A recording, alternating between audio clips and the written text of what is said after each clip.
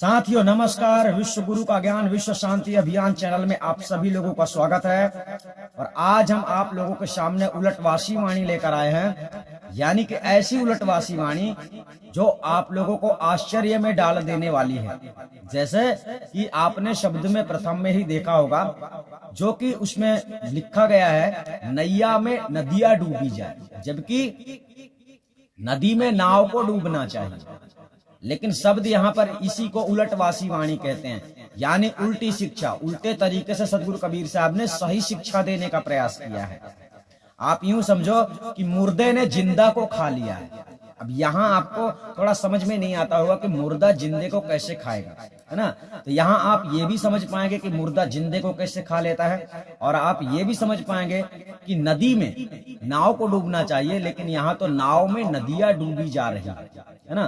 तो वाणी का प्रथम शब्द ही है नया में नदियां डूबी जाए, है ना। मतलब नाव में नदियां डूबी जाए, ये बात आपके समझ में अभी नहीं आई होगी। चलिए हम जानते हैं नाव क्या होता है। सबसे पहले तो आपको नाव जानना है कि नाव क्या होता है। नाव वो होता है जैसे समुद्र में नाव चलता है, और नाव लकड़ी का होता है, मान लीजिए लोहे का हो, किसी का हो, सिल्वर का हो, प्लास्टिक का हो, प्लास्टिक का जिसका भी हो, आप उसके ऊपर सवार होते हैं, वो नाव माना जाता है। ठीक है, तो अब आपको यहाँ पर समझना है कि नाव क्या हो गया। तो साथियों, ये शरीर ही आपका नाव है, और इस प्रकार के सभी शरीर संसार में जितने शरीर हैं, जितने प्रकार के शरीर हैं, उन सब में एक आत्मा सवार है। एक आत्मा सवार है, यानी एक चेतन आत्मा। ध्यान रखना, है ना। अब ये चेतन आत्मा का खेल थोड़ा अजीब है साथी। अब आप लोगों को ऐसा लगता होगा कि चेतन आत्मा जब नाव में सवार है, तो चेतन आत्मा को डूबना चाहिए या फिर नाव को डूबना चाहिए, है ना। यानी कि अभी हमने आपको चेतन आत्मा को सवारी बताया है, नाव की सवारी। ठीक है, मतलब नाव में आप सवार है, यानी नाव में, इस नाव में जीव बैठा हुआ है। जीव के अंतर्गत मतलब आत्मा, जो चेतन आत्मा है, वो सवार है। ठीक है, तो ऐसा असंभव लगता होगा कि कैसे डूबेंगे। अब तुम्हें वहां समझना है जिस अध्यात्म में सदगुरु कबीर साहब ने इस वाणी को पहुंचाने का प्रयास किया है, उस अध्यात्म में आप चलो कि साथियों, जब जगत प्रपंच की रचना हुई है, वो एक ही चेतन आत्मा है जिसने सारे जगत प्रपंच की रचना की। जिसने सारे जगत प्रपंच की रचना की है, वो एक ही चेतन आत्मा है, और एक चेतन आत्मा से अनंत चेतन आत्माओं की उत्पत्ति हुई। अब यहाँ पर आप समझ गए हैं कि एक चेतन आत्मा जो सारे जगत की उत्पत्ति करती है, तो यह चेतन आत्मा कौन है? यह चेतन आत्मा कौन है? चेतन आत्मा समुद्र समान हो गया, बिल्कुल समुद्र। ठीक है ना। अब आपके अंतर्गत जो चेतन आत्मा है, उसी को यहाँ पर सदगुरु कबीर साहब ने समुद्र का नाम दिया है, उसी को समुद्र का नाम दिया है। और वो समुद्र इस नाव में डूबी जा रही है। इस नाव में मतलब पंच भौतिक शरीर रूपी नाव में डूबी जा रही है। उल्टी कथा चल रही है इसमें। उलटवासी वाणी का ये मतलब ही होता है। मतलब कि मरना इसको चाहिए, लेकिन मर आत्मा रही है बार बार। आज ये शरीर, कल वो शरीर, परसों वो शरीर, यानी इसी को डूबना कहते हैं। आत्मा 84 लक्ष योनियों में जाती है मनुष्य का तन पाने के बाद में, तो इसी बात को सदगुरु कबीर साहब ने डूबने के लिए कहा। अर्थात 84 लक्ष योनियों में जीव गया, अर्थात मनुष्य का तन आपने प्राप्त किया, भक्ति की, जो कुछ भी किया, अर्थात परमात्मा की भक्ति करके आप मुक्त भी हो सकते थे, लेकिन मुक्त नहीं होते हो तो डूब जाते हो। मतलब 84 लक्ष योनियों में जब आप जाते हो, तब ये नदी स्वरूप यानी आत्मा, समुद्र स्वरूप आत्मा, पंचभौतिक शरीर नाव रूप नाव में डूब जाती है। ये आत्मा यहां से सिद्ध होता है नया में नदियां डूबी जाए। ये बात आपको समझ में आ गया होगा। चेतन आत्मा एक नदी के समान है, एक समुद्र के समान है, जिसकी वजह से ये जगत प्रपंच सब कुछ उत्पन्न हुआ है। तो वो समुद्र के समान है, और वो समुद्र नाव में डूबा जा रहा है। नाव मतलब इसमें। अब इसमें डूबने की बात ही है ना। आज आपको ये शरीर मिला, और अगले जन्म में दूसरा शरीर मिलेगा, अगले जन्म में तीसरा शरीर मिलेगा, तो आत्मा इसमें डूबती हुई जा रही है है ना। तो नैया में नदियां डूबी जाए, इस प्रकार से बात को सदगुरु कबीर साहब ने सिद्ध करने का प्रयास किया है। हमने बारंबार बतलाया है कि एक चेतन आत्मा से सारा जगत प्रपंच की उत्पत्ति हुई है, इसलिए जो एक चेतन आत्मा है वो समुद्र के समान है, और वो समुद्र को नाव में डूबना चाहिए, मतलब नाव को समुद्र में डूबना चाहिए। लेकिन यहाँ उल्टी बात आ गई है कि समुद्र नाव में डूब रहा है। तो इसके अंदर जो आत्मा है उसी को सदगुरु कबीर साहब ने समुद्र बताया है। और जो ये नाव है पंचभौतिक शरीर जो है, ये पंचभौतिक शरीर में जो है तो आत्मा बारंबार डूब जा रही है। मतलब आज इस शरीर में है, कल दूसरे शरीर में है, परसों तीसरे शरीर में है, बारंबार जन्म मृत्यु के चक्कर में पड़े रहने वाली आत्मा को सदगुरु कबीर साहब कह रहे हैं कि नैया में नदियां डूबी जाए, यानी नदी रूपी आत्मा, यानी आत्मा से सब कुछ उत्पन्न हुआ है तो आत्मा नदी मानी जाएगी। इसी प्रकार से अभी आपको यह समझ में नहीं आया होगा कि जो मुर्दे हैं वो जिंदे को खा रहे हैं। अभी इस बात को आप भी अच्छी तरह से थोड़ा नोट कर लो, समझने की बात है। चलिए, मनुष्य का तन जो साथियों प्राप्त होता है, ये मोक्ष प्राप्त करने के लिए होता है, भक्ति करने के लिए होता है। और मनुष्य तन में जो कुछ करना अनिवार्य है वो सब कुछ करना भी जरूरी है। घर में, परिवार में, है ना, जहां भी आप रहते हैं, तो अपनी जरूरतों को पूर्ति करने के लिए कर्तव्य करना भी आवश्यक है। लेकिन इसके साथ साथ जो आपके जीवन का विशेष उद्देश्य है वो है मुक्ति का, अर्थात परमात्मा आत्मा का ज्ञान स्वरूप प्राप्त करके परमात्मा में विलीन हो जाना, इस नश्वर संसार से छूट जाना।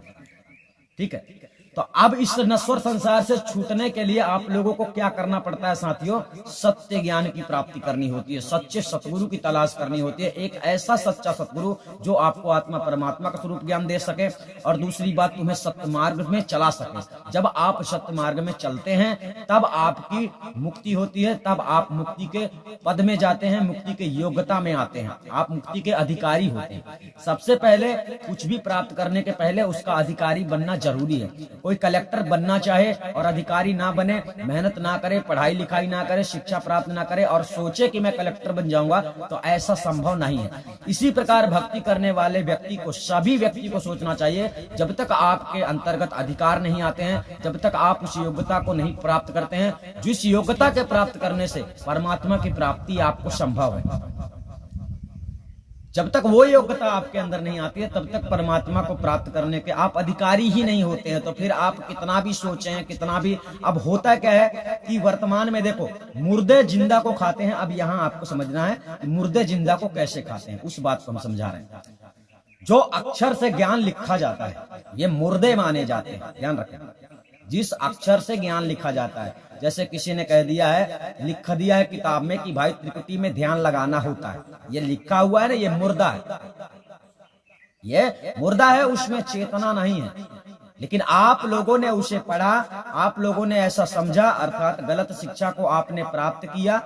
तो गलत शिक्षा को प्राप्त करने के बाद आप वही करने लगे जो गलत शिक्षा आपको मिली है। जैसे किताबों में, ग्रंथों में लिखा होता है, ग्रंथों में कहीं लिखा होगा सत्य नाम का सुमिरन कीजिए, किसी ने लिखा होगा आदि नाम का सुमिरन कीजिए, किसी ने लिखा होगा श्वासा का जाप कीजिए, किसी ने लिखा होगा राम नाम का पाठ पढ़िए, किसी ने लिखा होगा हनुमान चालीसा पढ़िए, किसी ने लिखा होगा भागवत करिए, किसी ने लिखा होगा यज्ञ करिए। इस प्रकार के नाना प्रकार के परमात्मा के नाम के जितने आडंबर पाखंड संसार में चलाए जा रहे हैं, अर्थात जो झूठी भक्ति आप लोगों को कराई जा रही है, और ये झूठी भक्ति को आप लोग स्वीकार कैसे करते हैं? ग्रंथों में लिखा गया है। तो जो किताबें लिखी हुई हैं साथियों, ये मुर्दे, और ये मुर्दे जो है जिंदा लोगों को खा रहे हैं। जिंदा लोगों के खाने का मतलब यह है कि आप सभी सार्वत्र जगत में भक्ति करते हैं। अगर आपको सत्य भक्ति प्राप्त होती है, सच्चा गुरु से भक्ति प्राप्त होती है, सच्चे सतगुरु के बताए मार्ग पे आप चलते हैं, तो आप लोगों की मुक्ति हो जाती है, यानी आप अजर अमर हो जाते हैं। लेकिन अगर इनके मनगढ़ंत शिक्षा को प्राप्त करते हैं, आप सोचते हैं कि अल्लाह के पास जाएंगे तो मुक्ति हो जाएगी, आप सोचेंगे रामचंद्र जी के भक्ति करेंगे तो मुक्ति हो जाएगी, इसी प्रकार कृष्ण की भक्ति करेंगे तो मुक्ति हो जाएगी, ऐसे मुक्ति के नाम पर आप झूठी शिक्षा को प्राप्त करते रहेंगे, तो यही मुर्दे जो अक्षर स्वरूपी ज्ञान है, जो वाणियां हैं, संस्कृत के वाक्य हैं, जितने भी मंत्र तंत्र जो भी जगत में बनाए गए हैं, अर्थात किताबों में जो कुछ आपको देखने को मिलता है कि ऐसा करने से ऐसा होता है, ऐसा करने से ऐसा होता है, तो ऐसा कुछ भी करने से साथियों मुक्ति होती नहीं। तो इसका मतलब क्या होता है? आपको ये अक्षर रूपी ज्ञान जो है तो खा लेते हैं। आपको गलत शिक्षा, जितने लोगों से गलत शिक्षा की प्राप्ति होती है और उस गलत बात को आप सही मान लेते हैं, तो परिणाम ये होता है कि अंतिम समय में आपकी मुक्ति नहीं होती, आपको मरना पड़ता है। यानी मरोगे अर्थात दूसरा शरीर धारण करोगे, दूसरी योनि प्राप्त करोगे, अर्थात जन्म मरण के चक्कर से छूटोगे नहीं, जन्म मरण के चक्कर में फंसे ही रहोगे। तो ये कौन खा रहा है? ये मुर्दे जो है तो जिंदा को खा रहे हैं, यानी आप लोग हमेशा के लिए अजर अमर हो सकते हैं। आप दोबारा इस आवागमन के चक्कर में नहीं फंसेंगे अगर आपको सच्चा सतगुरु मिल जाता है। तो सच्चा सतगुरु आप नहीं ढूंढते हैं, ये किताब पढ़ना, वो किताब पढ़ना, किताबों में ऐसा लिखा, किताबों में ऐसा लिखा, इसमें ही विश्वास कर लेते हैं। किसी भी चीज का जब आप प्रैक्टिकल करते हैं, प्रैक्टिकल ज्ञान जब आपको प्राप्त होता है, यानी चलो परमात्मा की बात दुनिया करती है, तो परमात्मा से रूबरू क्यों नहीं करा रहे हैं दुनिया के लोग? बात यहाँ आके अटकती है। परमात्मा पर भरोसा तो करते हो, विश्वास तो करते हो, है ना? अब जितना विश्वास आप लोग कर रहे हो वो किताबों के ऊपर कर रहे हो। किताबों में भी बड़ी बड़ी लड़ाई चल रही है। नहीं, वहां तो ऐसा लिखा है, उस जगह में तो ऐसा लिखा है, पुराण तो ऐसा बोलता है, हिंदू ग्रंथ ऐसा बोलता है, वेद में ऐसा लिखा है, देवी पुराण में ऐसा लिखा है, रामायण में ऐसा लिखा है। ये क्या है जो लिखा गया है? ये सभी मुर्दे हैं। इसको ये मुर्दे जो है जिंदा लोगों को खा रहे हैं। मतलब जिंदा आप लोग हैं, आप भक्ति करने जाते हैं, उस मुर्दे लिखे हुए किताब में अक्षर रूपी जो मुर्दे हैं, उस मुर्दा ज्ञान स्वरूप को आप लोग प्राप्त करते हैं, उस पर विश्वास कर लेते हैं। गीता में ये लिखा है, भागवत में ये लिखा, कुरान में ये लिखा, बाइबल में ये लिखा, ये सब मुर्दे हैं। अर्थात बीते समय की बात है। बीते समय वाले जो होते हैं भूतकाल यानी कि मुर्दे माने जाते हैं।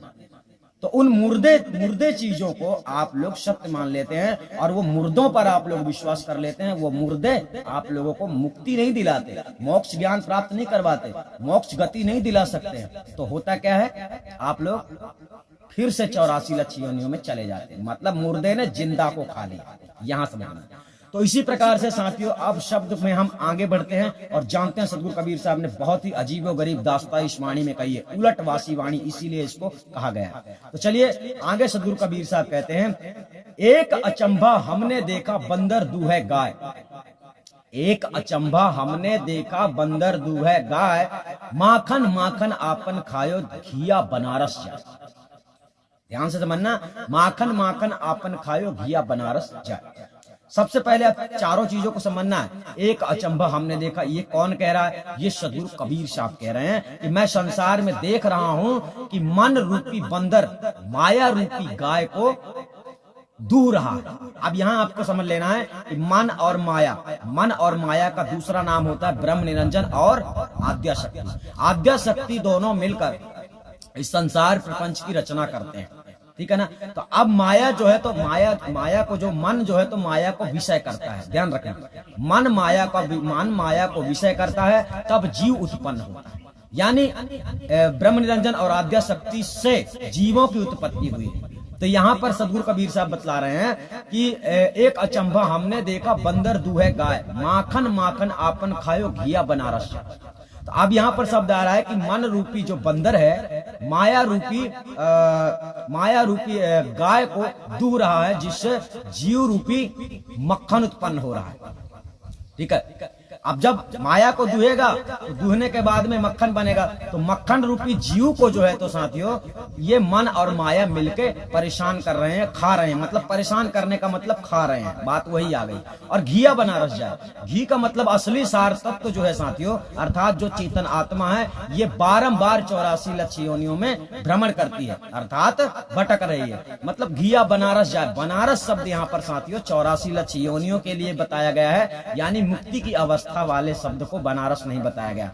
यानी कि जीव जो भटकता रहता है प्राणी इस संसार में, तो उसी जगह को यहाँ पर सदगुरु कबीर साहब ने बनारस कह दिया 84 लक्ष्य योनियों ना बोलने के साथ। यानी कि सदगुरु कबीर साहब यहाँ पर 84 लक्ष्य योनियों बता सकते थे, लेकिन वाणी को सटीक समझाने के लिए आप लोगों को, यानी उलटवासी वाणी ऐसी ही होती है कि जल्दी समझ में नहीं आती। तो घिया बनारस जाए, इस शरीर के अंतर्गत का मूल तत्व साथियों चेतन आत्मा होता है, और चेतन आत्मा शुद्ध माना जाता है। परंतु चेतन आत्मा अपने निज स्वरूप को ना जानने के कारण बारंबार 84 लक्ष्य योनियों में जा रहा है। यानी भक्ति तो करता रहता है सारा जीवन, लेकिन आत्मज्ञान परमात्म ज्ञान, यानी वास्तविक, जैसे दूध का वास्तविक सार तत्व होता है घी, इसी प्रकार से इस शरीर का वास्तविक अंग होता है आत्मा। यानी आत्मा ना हो तो मन और जीव ये सब कुछ भी नहीं होंगे। तो यहाँ पर असल तत्व जो घी होता है, ये घी बारंबार कहाँ जा रहा है? बनारस। यानी घी रूपी जो चेतन आत्मा है ये बारंबार 84 लक्ष्य योनियों में भटक जा रही है। क्यों? क्योंकि मन और माया का विषय, मन और माया के खेल को जो आत्मा है समझ नहीं पा रही है, और मेन बात यह है कि आत्मा अपने निज स्वरूप को नहीं समझ पा रही है। इस कारण से आत्मा को बारंबार साथियों 84 लक्ष्य योनियों में जाना पड़ता है। और ये खेल कौन खिला रहा है? ब्रह्म निरंजन। यानी ब्रह्म निरंजन से छूटने के लिए, काल जाल से छूटने के लिए भक्ति का मार्ग अपनाना पड़ता है। लेकिन बारंबार इस संसार में होता क्या है कि यमराज के दूतों ने इस प्रकार से सर्वत्र जगत में पाखंड फैला रखा है कि जीवों की आंखें ही नहीं खुलती हैं कि कौन सही बता रहा है, कौन गलत बता रहा है। मतलब एक बाजीगर है जो आपको बंदर की तरह नचा रहा है और आप लोग लालच बस नाचते हैं, है ना। तो इस प्रकार सदगुरु कबीर साहब ने इस वाणी में कहा, एक अचंभा हमने, ये आश्चर्यजनक बात है, मतलब एक आश्चर्यजनक बात है कि एक अचंभा हमने देखा, बंदर दूहे गाय और माखन माखन आपन खायो घिया बना रह जाए। कहने का तात्पर्य यहाँ पर ये आ रहा है सदगुरु कबीर साहब का कि देखो, गाय को एक इंसान दूहे तो बात अलग है, गाय का बछड़ा दूध पिए तो बात अलग है, लेकिन यहाँ आश्चर्यजनक बात यह कि एक बंदर गाय को दूहता है और उसका जो दूध से जो उसकी प्रक्रिया मतलब जो मक्खन बनता है, दूध से मक्खन बनता है, तो दूध तो गाय का निकाला गया, फिर उसके बाद में मक्खन निकाला गया, तो उसे खाता है। यानी जीव का कर्म रूपी जो परिणाम होता है, कर्म भरम में रख के जीवों को परेशान करना, जीवों को सुख दुख का हानि लाभ पहुंचाना और जीवों का अधिष्ठाता देवता बन के रहना, स्वयं को ईश्वर समझना, ये ब्रह्म निरंजन का काम है। कहने का तात्पर्य यहाँ पर ब्रह्म निरंजन को बंदर शब्द दिया गया है, आद्या शक्ति को यहाँ पर गाय शब्द दिया गया है, और जीव को साथियों यहाँ पर माखन शब्द दिया गया है। और जीव का जो वास्तविक अस्तित्व है, यानी जीव जिसके वजूद से खड़ा होता है, वो घी है। कहने का तात्पर्य है कि आत्मा, शुद्ध चेतन आत्मा, तो शुद्ध चेतन आत्मा की मुक्ति के लिए साथियों जीव को ऐसा कर्म करना पड़ता है कि जीव यानी आत्मा का कल्याण हो जाए, आत्मा निर्दोष हो जाए। लेकिन आत्मा को इतना ज्ञान नहीं है, ऐसा सतगुरु नहीं मिलता है। इस कारण से बार बार जो है तो आत्मा को बनारस यानी कि 84 लक्ष्य योनियों में जाना पड़ता है। इसके आगे सदगुरु कबीर साहब ने इसी प्रकार से उलटवासी समझाने का प्रयास किया है, उसे भी अच्छी तरह समझ लेते हैं। आगे साहब ने कहा है, एक अचंभा हमने देखा कुआं में आगी लाग, एक अचंभा हमने देखा कुआं में आगी लाग, पानी पानी सबरो जली गयो, मछली खेले फाग। अब देखिए यहाँ पर साहब ने एक अचंभा फिर से बतलाया कि मैं आश्चर्यजनक देख रहा हूँ, मेरी आंखों में जो मैं देख पा रहा हूँ, अर्थात आश्चर्य लगता है कि इस सारे संसार में, अब ये सारा संसार रूपी कुआं है साथी, ये सारा संसार जो है तो एक कुआं है, जिस कुएं में आग लगी हुई है। आपको पता नहीं है कि ये संसार जो है तो संसार में केवल मनुष्य ही दुखी नहीं है, मनुष्य के साथ साथ सभी प्राणियां, सभी प्राणी, सभी देवी देवता, यानी कोई सुखी नहीं है। यानी 3 प्रकार के दुख सबके साथ लगे हुए हैं, दैहिक, दैविक और आदि भौतिक। ये 3 प्रकार के दुख जो है, दुख से जो है तो सारा संसार जो है तो जुड़ा हुआ। हर किसी को पीड़ा होती है, चाहे वो रिद्धि सिद्धि हो, चाहे वो कितना ही बड़ा देवी देवता क्यों ना हो, क्योंकि इस ब्रह्मांड को चलाने वाला, इस दुनिया को चलाने वाला, बनाने वाला, सुख और दुख कर्मों के अधीन ही करके रखा हुआ है। इस प्रकार से गलती देवी देवताओं से भी हो जाती है, रिद्धि सिद्धियों से भी हो जाती है, सबसे होती है गलती, और उसी गलती का परिणाम वो देता है बाद में। उसके संविधान के अनुसार हर किसी को पीड़ा होती है। यानी 3 लोक 14 भुवन में रहने वाला कोई भी प्राणी क्यों ना हो, अगर वो गलत करता है तो उसे दंड देने का वो पूरी कोशिश करता है, और कोशिश नहीं बल्कि दंड देता भी है, क्योंकि इस दुनिया को चलाने वाला, उसकी पूरी दुनिया में नजर है, वो सब कुछ देख पा रहा है कि क्या हो रहा है संसार में। ठीक है, तो यहाँ पर साहब ने कहा, अर्थात सदगुरु कबीर साहब के कहने का तात्पर्य है कि इस संसार में जो कुछ है ये सब कुछ नष्ट हो जाने वाला, सब नश्वर संसार है। अर्थात पानी पानी सबरो जल गए, यानी जितना सब कुछ है संसार में ये सब जल जाएगा, खत्म हो जाएगा, अर्थात तुम भी जल जाओगे। और लेकिन यहाँ पर सदगुरु कबीर साहब ये बतलाना चाहते हैं कि आप लोगों को अज्ञानता बस यहाँ मजा आ रहा है, आपको दिख नहीं रहा है कि संसार में आग लगा। जब इस पूरे संसार में ही अग्नि लगी हुई है तो बताइए आप कैसे खुशी रह सकते हैं, आपको कैसे सुख प्राप्त हो सकता है। लेकिन ये अग्नि दिखाई नहीं देती है। इस अग्नि का प्रभाव आपको अभी प्रभावित नहीं कर रहा है, तो आप नहीं समझ पा रहे हैं कि इस संसार में अग्नि लगी हुई है। और मछली खेल है फाक का मतलब अज्ञानी जीव जो होता है, आप लोगों के जब जो अंदर अज्ञान भरा हुआ है, इस अज्ञानता के कारण आप लोग परमात्मा की भक्ति में लगन नहीं लगाते हैं। मनमानव का तन तो प्राप्त किया है, बस खाते हैं, कमाते हैं और ऐश करते हैं, मान बढ़ाई करते हैं, सारा दिन झूठ बोलते हैं, यानी कि नाना प्रकार के दंभ अभिमान पाखंडों में उलझे रहते हैं। और आपको पता नहीं है कि ये सब आगे आप लोगों के लिए कष्टदायक है, बहुत बड़े संकट में डाल देगा। ये जीवन आपका अगर व्यर्थ में चला गया, अगर मुक्ति नहीं मिली, अगर आप यूं ही भूले रहे, सोना खाना कमाना है ना, इसी में अगर भूले पड़े रहे, तो आगे आने वाला जो जीवन है, ये जीवन में तो इस हालांकि जीवन कोई भी हो, सब में सुख दुख होता है, बट इस जीवन में जो सुख दुख आपको प्राप्त हो रहा है, इससे ज्यादा सुख दुख आपको उसमें प्राप्त होगा जो आपका दूसरा शरीर आपको प्राप्त होने वाला है। तो सदगुरु कबीर साहब समझाना चाहते हैं कि इस संसार में कोई सुखी नहीं है, कोई सुखी नहीं रह सकता। ये क्षणिक सुख साथियों सुख नहीं होता है। जब आप अच्छे कुछ भी खाते हो उसी समय उसका स्वाद मिलता है, फिर उसका स्वाद खत्म हो जाता है। जब आप कुछ खाते हो उसी समय उसका स्वाद मिलता है, उसके बाद उसका स्वाद खत्म हो जाता है। कभी आपको कोई हंसाने वाला मिलता है, आप वहां बैठेंगे, उसके साथ बैठेंगे, अगर कॉमेडी वगैरह चलती है तो वहां आप हंसेंगे, उसके बाद वो हंसी खत्म हो जाती है। अर्थात ये क्षणिक हंसी, क्षणिक सुख, क्षणिक सुख के कारण जो है तो आप लोगों को ऐसा दुख भोगना पड़ेगा इन सुखों में अगर आप भूल गए। और ये संसार के सभी लोग भूले हुए माने जाते हैं, जो परमात्मा को भूल कर इस संसार में नाना प्रकार के कर्म कांडों में लगे रहते हैं। परमात्मा की सच्ची भक्ति अगर आप लोग नहीं करते हैं तो आपका जीवन यानी कि व्यर्थ ही चला जाएगा। यानी आप जिस आनंद में चूर होकर घूम रहे हो, भटक रहे हो इधर उधर, यानी धन दौलत मोह माया में आप लोग विषय वासनाओं में लटके हुए हो, तो ये सब आप लोगों के लिए बाद में परेशानियां खड़ी कर देगी, मुसीबत बन जाएगी, यही सब। और अगर परमात्मा की भक्ति कर लेते हो तो आप लोगों का जीवन कल्याण हो जाता है। तो यानी मछली खेल है फाक का मतलब यही सदगुरु कबीर साहब कहना चाहते हैं कि इस संसार में सुख नहीं है और जीव को ऐसा लगता है कि मैं सुखी हूं। जब तक आत्मा परमात्मा का ज्ञान आपको प्राप्त नहीं होता है, आपको परिचय नहीं होता आत्मा परमात्मा कैसी होती है, तब तक अगर आप लोग उसको पाने के लिए प्रयास नहीं करते, जतन नहीं करते, सतगुरु की शरण नहीं लेते, सतमार्ग पे नहीं चलते और यूं ही घूम रहे हो चैन से, तो इसी बात को यहाँ पर सदगुरु कह रहे हैं मछली खेले फाग। यानी मछली शब्द अज्ञानी जीव यहाँ आनंद से रह रहा है, परमात्मा को प्राप्त किए बिना, परमात्मा को जाने बिना, सतगुरु की शरण लिए बिना, सत्कर्म किए बिना, आनंद से चैन से। ये बहुत सारे ऐसे लोग हैं जो परमात्मा को जानते ही नहीं है। परमात्मा को जानने वाले तो मान लो संसार में है कि नहीं है ये पता भी नहीं है, लेकिन आदि अनादि मुक्ति पद में है, ऐसा मत समझ लेना। परंतु ये बात है कि परमात्मा को मानने वाले संसार में बहुत है, बहुत सारे लोग नहीं भी मानते। तो जो मानते ही नहीं है तो वो भक्ति क्या करेंगे, उनके तो बस की बात ही नहीं है, वो तो समझ भी नहीं सकेंगे इतना जल्दी परमात्मा को, है ना। तो कुछ लोग मानते हैं, जो लोग मानते हैं वो लोग भक्ति करते हैं। तो जो लोग भक्ति करते हैं उन सबको जानना चाहिए कि भक्ति करते हो तो जीते जी आत्मा परमात्मा को आपको जानना है,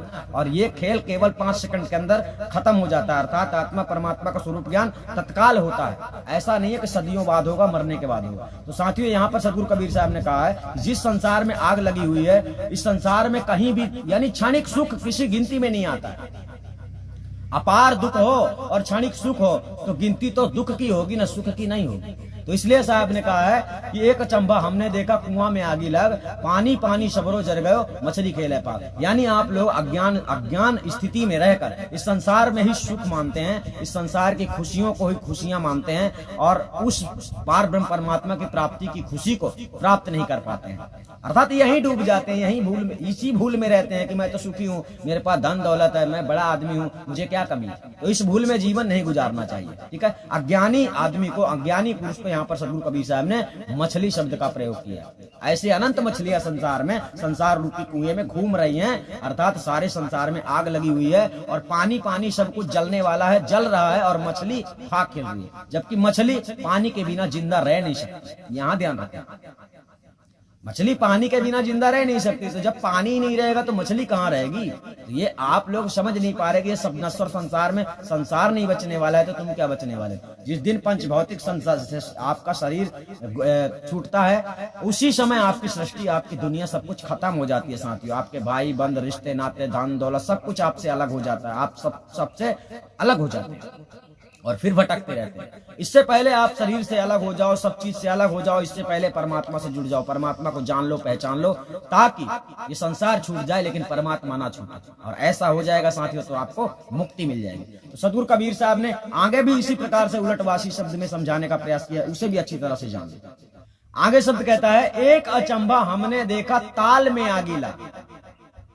एक अचंभा हमने देखा ताल में आगी लाग, बगुला बजावे बांसुरी और मेढक बजावे ताल।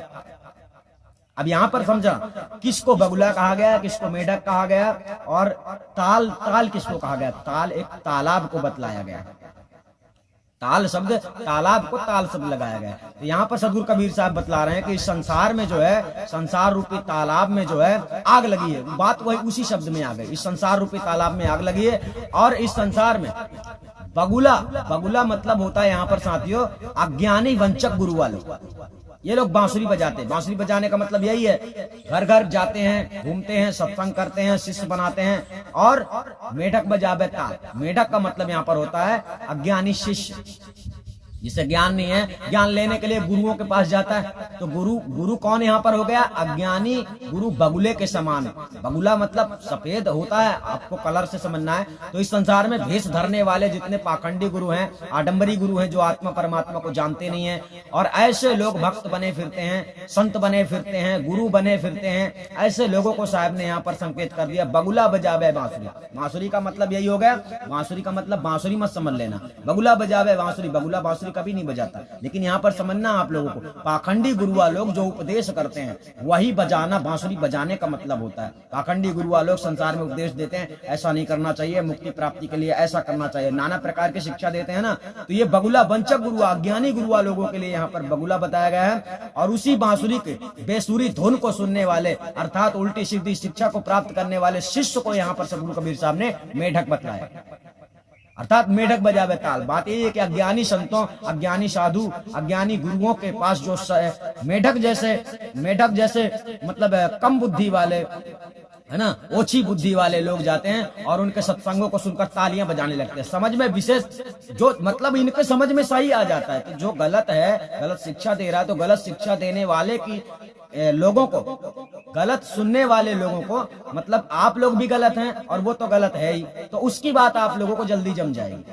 क्योंकि ये लोग लालच देते हैं, पाखंडी गुरु वाले लोग लालच देते हैं और लालची आप लोग होते हैं, इसलिए आप दोनों एक हो जाते हैं, यानी मिल जाते हैं। अर्थात आप लोग अगर निष्पक्ष रहें, निष्पक्ष ज्ञान सुने, निष्पक्ष बात करें, निष्पक्ष ज्ञान को समझें, अगर सत्य की खोज करें, तो सत्य संसार में कोई एक ही होगा, चार नहीं होगा।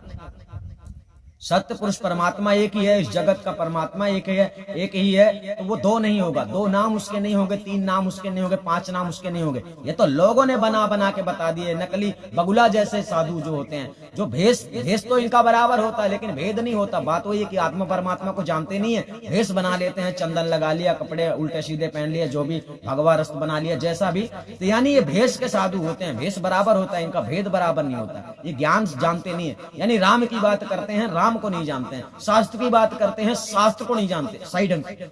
भाई पढ़ लेने से कुछ नहीं होता, जब तुम शास्त्रों के अनुसार चलते ही नहीं हो। अगर संसार में कोई भी व्यक्ति अपने ही शास्त्रों के अनुसार चलता ना, तो इस संसार में दंगा फसाद कभी ना होता, लड़ाई झगड़ा कभी ना होता, क्योंकि कोई भी शास्त्र जो है तो लड़ने झगड़ने की आज्ञा नहीं देता, और लड़ने झगड़ने की जो आज्ञा देता है वो शास्त्र नहीं है, वो तो शस्त्र है, फिर हथियार है, समझ रहे हो। तो इस प्रकार से साहब ने यहाँ पर कहा एक अचंभा हमने देखा, अर्थात यह आश्चर्यजनक बात है कि बगुला जैसे जो मूर्ख पाखंडी गुरुआ होते हैं, ढोंगी होते हैं, आडंबरी गुरुआ होते हैं, ऐसे लोग सत्संग रूपी बीन बजाते हैं, मुरली बजाते हैं, बांसुरी बजाते हैं, अर्थात सत्संग करने का ढोंग करते हैं। इस सत्संग नहीं जानते हैं, सत्य कोई नहीं जानते, सत्संग क्या जाने।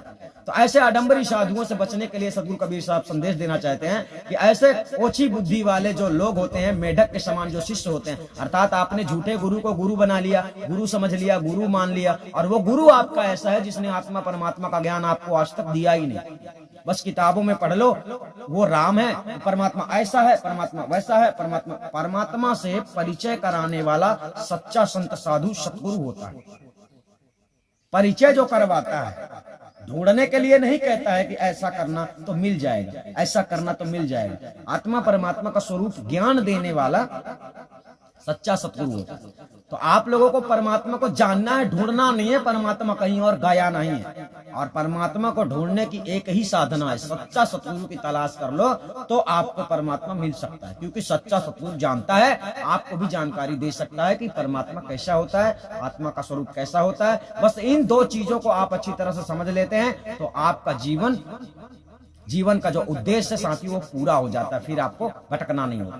तो सदगुरु कबीर साहब ने यहाँ पर पाखंडी गुरुओं के बारे में एवं अज्ञानी शिष्यों के बारे में बतलाया है। तो अर्थात अज्ञानी शिष्य अज्ञानी गुरुओं के पास ही जाते हैं। बात यही है कि अज्ञानी गुरु जब होगा तो अज्ञानी गुरु की जो शिक्षा होगी ना, वो अज्ञानी लोगों को जल्दी समझ में आ जाएगी। मगर आपके पास अगर ज्ञान विवेक थोड़ी बहुत है, कम से कम समझने की कला तो होनी चाहिए, विवेक करने की कला तो होनी चाहिए। बोलने वाला तो बोल रहा है, लेकिन आपको विचारने की कला नहीं है, समझने की कला नहीं है, विवेक नहीं है आपके पास, इसलिए आप उनके चंगुल में फंस जाते हैं। यहाँ पर साहब ने मेढक शब्द बतलाया है शिष्यों को, और बगुला शब्द बताया है ढोंगी गुरुआ आडंबरी गुरुओं, जो नाना प्रकार के कर्म कांड करके जीवों को उलझा देते हैं, फंसा देते हैं, अपने चमत्कारों में उलझा लेते हैं। तो सदगुरु कबीर साहब ने यहाँ पर इस प्रकार से बतलाया। आगे भी सदगुरु कबीर साहब ने क्या कहा है उसे भी अच्छी तरह से समझ लीजिए। आगे साहब का शब्द कहता है, कहें कबीर सुनो भाई साधु, कहें कबीर सुनो भाई साधो, यह पद है निर्वाणी, जो यह पद का अर्थ लगावे सोई महागुरु ज्ञानी। ध्यान से समझना, इस शब्द में क्या बतलाया गया है। और वैसे भी हम ये नहीं कहते कि हम महाज्ञानी हैं, बट हम तो ये कहना चाहते हैं कि हम आप लोगों के सामने जो है तो सच्चाई को बयान करना चाहते हैं। ऐसे बहुत सारे शब्दों में सदगुरु कबीर साहब ने कहा है, जो यह पद का अर्थ लगावे सोई गुरु हम चेला, ऐसा बतलाया है। क्यों ऐसा सदगुरु कबीर साहब ने चैलेंज दिया है। जिसके पास आत्मज्ञान नहीं है, जो आत्मज्ञान स्वरूप से परिचित नहीं हुआ है, ऐसे लोग सदगुरु कबीर साहब की वास्तविक वाणियों के अंतर्गत सार निकाल नहीं सकते हैं। यानी बहुत मुश्किल है समझना, क्योंकि सदगुरु कबीर साहब ने भौतिक यानी भूतकाल, भविष्यकाल, वर्तमान काल, तीनों चीजों की शिक्षा सदगुरु कबीर साहब ने अपने वाणी में दी है। ध्यान रखना, तो उनकी वाणियों को समझना इसीलिए कठिन है, ओछी बुद्धि वाला व्यक्ति नहीं समझ सकता है। सबसे बड़ी बात है कि वास्तविक सार सत्य तक वो जा सकता है जो आत्मा परमात्मा का ज्ञानी है, जो जानता है। यानी हम आपको कितना भी समझाते हैं, जब तक आपको आत्मा परमात्मा स्वरूप ज्ञान नहीं होगा, तो उस स्तर तक आप नहीं समझ पाएंगे जिस स्तर से हम बात कर रहे हैं, जिस स्तर से हम समझा रहे हैं, उस स्तर में। तो सदगुरु कबीर साहब ने इस वाणी में बतलाने का प्रयास किया। कहा है कबीर सुनो भाई साधु, यह पद है निर्वाणी, जो यह पद का अर्थ लगावे सोई महागुरु ज्ञानी। यानी कहने का तात्पर्य इस शब्द में बहुत बड़ी व्याख्या छिपी हुई थी, जिस व्याख्या को साथियों हर कोई नहीं बता सकता था, हर कोई नहीं समझा सकता था, हर किसी के समझा लेने की बस की बात नहीं थी। परंतु आप लोगों को जगत प्रेमी चंद्रदेव के द्वारा जानकारी मिल गई है। बट ऐसा मत सोचना कि जगत प्रेमी चंद्रदेव जो है तो महाब्रह्म ज्ञानी है, क्योंकि जगत प्रेमी चंद्रदेव की दो अवस्था होती है, एक तो ये ज्ञान है, एक तो ये ज्ञान नहीं है। जब कोई नहीं मानता है उसके लिए हम अज्ञानी हो जाते हैं, चुप हो जाते हैं, उससे कुछ नहीं बोलते हैं, और जो मानता है उसको हम बताने का प्रयास करते हैं, समझाने का प्रयास करते हैं। तो हम ज्ञानी में भी नहीं है, दूसरी बात अज्ञानी में भी नहीं है। हम जो भी जानते हैं उसके जरिए आप लोगों तक सत्य यानी जो सही है वो जानकारी देने का प्रयास करते हैं। हमारी पूरी कोशिश है कि आप लोग सत्य को जान लो, और सत्य को जानने के बाद अपना मार्गदर्शन करो, यानी कि आप आगे चलने का प्रयास करो। अभी अगर भक्ति मार्ग में आप नए हो तो आप लोगों को सबसे पहले वीडियो देखना चाहिए, समझना चाहिए, परखना चाहिए, यानी कितनी सच्चाई है आदि अनादि मुक्ति पंथ के वीडियो में, संत देवराज के वीडियो में, जगत प्रेमी चंद्रदेव के वीडियो में। जिस वीडियो में जो कोई भी वीडियो आप देखेंगे तो उस वीडियो में आप लोगों को बहुत बड़ा सार समझ में आएगा। आप थोड़ा मतलब धैर्यता से काम लीजिए, धैर्यता से जब आप काम लेंगे तो आपके साथ धोखा नहीं होगा, है ना। तो आप लोग समझ गए होंगे इस वाणी में उलटवासी वाणी सदगुरु कबीर साहब किसी प्रकार से होती है, और कई उलटवासी वाणियां फिर धीरे धीरे आने वाली हैं, जिसको हम अच्छी तरह से आप लोगों को डायरेक्ट समझाएंगे।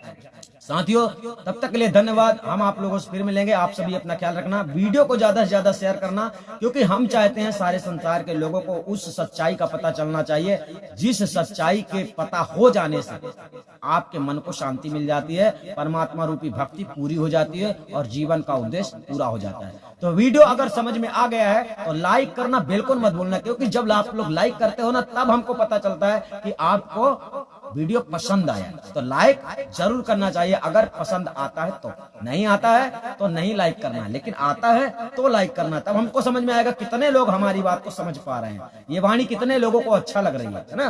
तो लाइक करना ना भूले, लाइक कर दिया करो। कोई भी वीडियो देखो अगर पसंद आता है तो उसे लाइक कर देना चाहिए। साथियों हम आपसे फिर मिलेंगे, तब तक के लिए धन्यवाद, नमस्कार। आप सभी अपना ख्याल रखें।